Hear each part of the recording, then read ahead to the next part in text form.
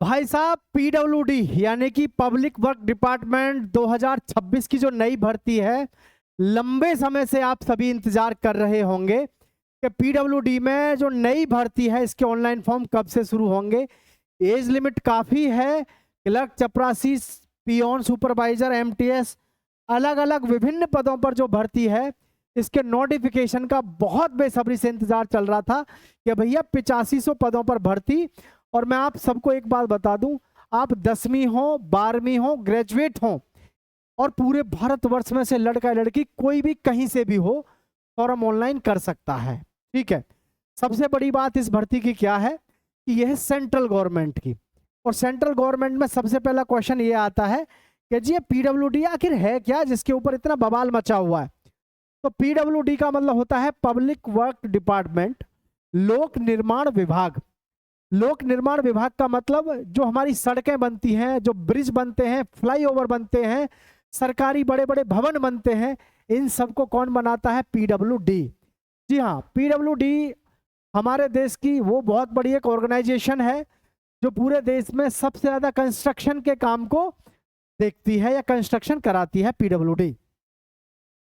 जितने भी आप रोड, हाईवे और फ्लाईओवर देखते हो ना, ये जगह जगह बनते हुए, इन सभी का कंस्ट्रक्शन का कार्यभार कौन संभालती है? पीडब्ल्यूडी, जिसका मतलब होता है लोक निर्माण विभाग यानी कि public work department. Central government की जॉब, परमानेंट नौकरी। और मैं आपको ये भी बताऊं, इसमें कुछ वैकेंसी आपको कई बार संविदा पर भी देखने को मिल जाती हैं। संविदा पे मतलब ठेकेदारी में, जैसे कि 2 साल, 2.5 साल, 3 साल, 4 साल, 5 साल के लिए, इस तरीके से ठेके में भी वैकेंसी मिलती है। लेकिन मैं जिस वैकेंसी के बारे में बात कर रहा हूं, ये परमानेंट लाइफ टाइम की वैकेंसी, 60 साल की नौकरी आपकी, जबरदस्त मौका जो रहता है, मैं उस भर्ती की बात कर रहा हूं जिसमें आप एक बार सरकारी नौकरी अगर लग गए तो समझ लो भाई आपका काम खत्म हो गया। ठीक है। हर प्रकार की सुख सुविधा आपको मिलती है जो सरकारी नौकरी में मिलती है। पदों की मैं बात कर लूं, क्या क्या इसमें पद हैं, क्या क्या योग्यता है, हर चीज डिटेल में आपको दी हुई है, थोड़ा ध्यान से देख लेंगे। ठीक है भाई। देखो, मल्टीटास्किंग स्टाफ के जो पद हैं इसके लिए मात्र आप 10वीं पास होने चाहिए। मात्र आप 10वीं पास हो। उम्र सीमा आपकी ज़्यादा से ज़्यादा 35 वर्ष होनी चाहिए। और ओबीसी का जो अगर कोई कैंडिडेट होगा तो उसकी 38 साल। और जी बाकी एससी और एसटी के लिए आपकी जो होगी भाई वो कितनी? 40 साल हो जाएगी। क्योंकि आप सबको पता है, पता होना चाहिए, अगर नहीं भी पता है तो पता होना चाहिए कि जी हमारी जो एज है, 3 साल की छूट तो मिलती है ओबीसी को और एससी एसटी को मिलती है 5 साल की छूट। ठीक है। तो 10वीं पास आपकी योग्यता होनी चाहिए। 35 वर्ष आपकी अधिकतम आयु सीमा है। वेतन की बात करें तो वेतन है आपका 18,000 से लेकर के 56,900। 56,900 आपका वेतन है। ठीक। नेक्स्ट पोस्ट है आपके पास में जूनियर सहायक। जूनियर सहायक के लिए आप 12वीं पास होने चाहिए। और 12वीं पास के साथ आपकी जो उम्र सीमा है वो 35 वर्ष होगी जनरल के लिए, 35 वर्ष होगी जनरल के लिए। और जी ओबीसी के लिए होगी 38 वर्ष, एससी और एसटी के लिए होगी आपकी 40 वर्ष। ठीक है। और इसकी जो वेतन होगा ये होगा आपका 63,000। उसका कितना था? 56,000। इसका कितना होगा? 63,000। स्टेनोग्राफर, स्टेनोग्राफर आपका 12वीं पास होना अनिवार्य है। आयु सीमा अधिकतम आपकी 27 वर्ष जनरल के लिए है। इसमें 25,500 से शुरुआत होकर के 81,000 आपकी 100 वेतन है। लेकिन आपको मैं एक चीज बता दूं पहले आगे बढ़ने से पहले, जो भी युवा साथी स्टेनोग्राफर में फॉर्म अप्लाई करना चाहेंगे, कि भाई स्टेनोग्राफर में आपके पास में स्टेनो का ज्ञान होना चाहिए। आपको स्टेनो की जो टाइपिंग होती है वो आपको आना चाहिए, स्टेनो वाला जो होता है, क्योंकि ये बहुत टफ होता है स्टेनो का। कभी से आप कंप्यूटर टाइपिंग में ले रहे हो, ये थोड़ा डिफरेंट होता है। ठीक है। आगे है आपके पास में जूनियर इंजीनियर।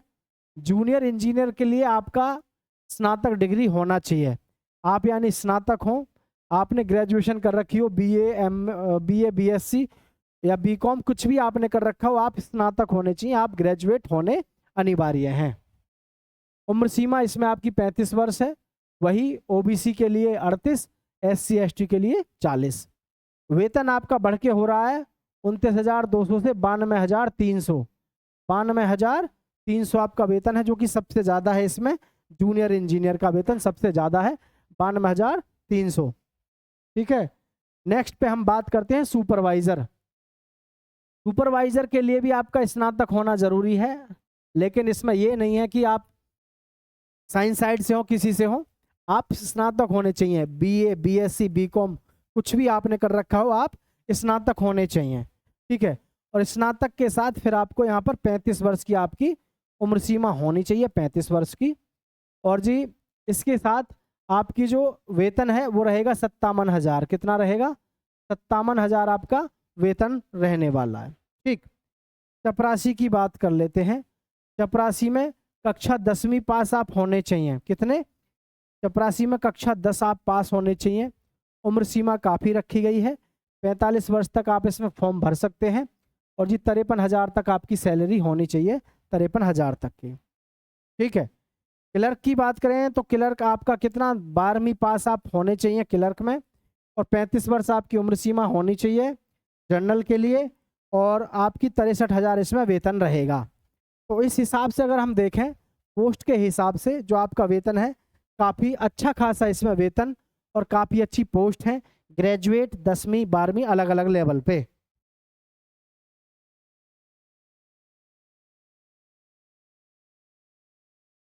ठीक है, तो ये काफ़ी अच्छी पोस्ट है।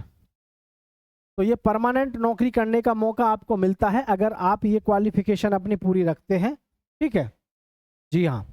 नेक्स्ट आप सभी के साथ में अगले पेज पर चलते हैं और यहाँ देखें एजुकेशन क्वालिफिकेशन, जिसमें आपको पता 10th है, 12th है, ग्रेजुएशन है, और किसी भी यूनिवर्सिटी और इंस्टीट्यूट से आपने पोस्ट के अकॉर्डिंग आपके पास में आपकी अवेलेबिलिटी होनी चाहिए। किसकी? योग्यता की।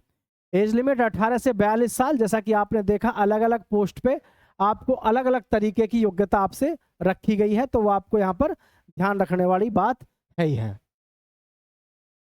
ठीक है, सिलेक्शन प्रोसेस देखो, सिलेक्शन प्रोसेस पीडब्ल्यूडी का बहुत आसान है। सिलेक्शन प्रोसेस में रिटन एग्जाम लगेगा, आपका कंप्यूटर बेस्ड टेस्ट होगा, document verification and trade test होगा, मेडिकल एग्जाम होगा। आप सोच रहे होंगे ट्रेड टेस्ट क्या होता है। अगर आपने स्टेनो का फॉर्म भरा है तो स्टेनो पे आपको आपका टेस्ट देना होता है स्टेनो के लिए। अब जैसे इसमें ये स्टेनोग्राफर यहाँ है, ठीक है, क्लर्क है, तो कुछ पदों पर ही आपका जो है ट्रेड टेस्ट होता है। ऐसा नहीं कि हर पद पे हर किसी पद पे हो, हर एक किसी पद पे नहीं होता, केवल आपका कुछ पदों पर ही होता है। ये आपको बात याद रखनी है। बात समझ पा रहे हैं कि नहीं? तो इसमें आपको ये चीज़ ध्यान रखनी ही है। अच्छा, नेक्स्ट बात करते हैं पीडब्ल्यूडी डिपार्टमेंट रिक्रूटमेंट 2026। सैलरी आपको पता है 25,000 से शुरुआत होकर के लगभग 60,000 भी है, और कहीं ना कहीं 92,000 भी आपको इसमें वेतन देखने को मिल जाता है। ठीक है, अब मैं बात कर लेता हूं आपके कि हम तैयारी तो करें लेकिन किस चीज़ को ध्यान में रख के करें, ये सबसे बड़ा क्वेश्चन रहता है हमारा। तो इस चीज़ को ध्यान रखें। आपका जो रिटन टेस्ट होगा इसमें 100 क्वेश्चन होंगे। जनरल अवेयरनेस के 20 क्वेश्चन, जनरल नॉलेज के 20 क्वेश्चन, मैथ के 20 क्वेश्चन, जनरल एनालिटिकल एप्टीट्यूड के 20 क्वेश्चन, हिंदी या इंग्लिश के 20 क्वेश्चन। टोटल प्रश्न आपके होते हैं 100। ठीक है, तो 20 पंजे 100 प्रश्न आपको करने होंगे 2 घंटे में, और 2 घंटे में करने पर आपको ध्यान रखना है इसमें जी आपकी नेगेटिव मार्किंग जो होती है वो 1/4 की होती है। कितनी? 1/4 की। तो किसी भी प्रकार का कोई कंफ्यूजन आपके दिमाग में होना नहीं चाहिए, ये बात आपको दिमाग में रखनी है, दोस्तों के साथ शेयर करना है। ठीक, अब वैसे तो आप लंबे समय से देख रहे हैं 8500 पदों पर इसके विषय में, तो यहाँ सबसे जो मेन चीज़ है इसके ऑनलाइन फॉर्म की, जैसे ही इसके ऑनलाइन फॉर्म शुरू होंगे हम आपको सूचित कर देंगे। तो इसके जो ऑनलाइन फॉर्म है जल्दी ही शुरू हो जाएंगे, लगभग मान के चल लो आपका जुलाई के लास्ट तक आपके ऑनलाइन फॉर्म शुरू होने की पूरी प्रबल संभावना है। जैसे ही शुरू होंगे हम आपको बताएंगे, लेकिन एक चीज़ विशेष ध्यान रखें कि आपकी अगर योग्यता है और आप किसी भी एग्जाम की तैयारी कर रहे हैं तो आपको ये पता होना चाहिए कि हम किसी भी एग्जाम की अगर तैयारी करें तो उसके साथ साथ हमें इसके लिए भी तैयार रहना है कि कभी भी किसी समय हमें इसका भी एग्जाम देना पड़ सकता है। और आपने देखा हर एग्जाम का सिलेबस सेम ही होता है, math, reasoning, GK, Hindi, English. ठीक है, तो बहुत ज्यादा कोई स्पेशल इसमें कुछ भी नहीं है। तो आप सभी अपनी तैयारी जैसे कर रहे हैं करते रहिए, और आप सभी का मैं बहुत बहुत स्वागत और अभिनंदन करता हूं। जय हिंद साथियों।